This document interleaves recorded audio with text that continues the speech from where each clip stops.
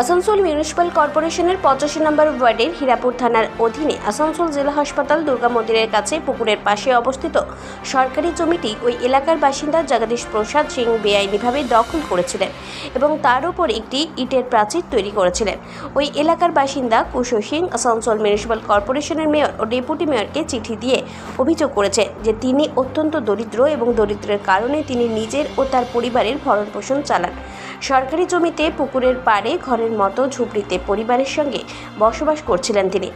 বিহারের সমস্তিপুর গ্রামে যাওয়ার সময় একই এলাকায় বসবাসকারী তার প্রতিবেশী জগদীশ প্রসাদ সিং তার অনুপস্থিতিতে তার বাড়ি ভেঙে তা দখল করে নেয় এবং তারা ইটের দেওয়াল তৈরি করে ওই জমি সম্পূর্ণভাবে দখল করে রেখেছেন বলেও তিনি তাদের হুমকি দিয়েছেন।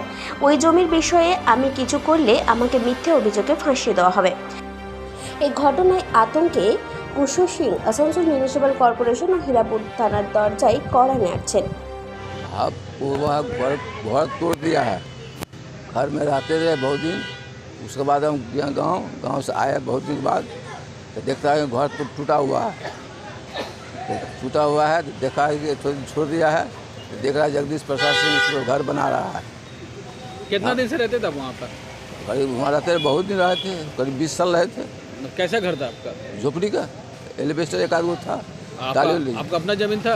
नहीं, आम जमीन था, वेस्टेड जमीन था। वेक्चर जमीन था। वहाँ वो कब्जा कर लिया? वो कब्जा कर लिया।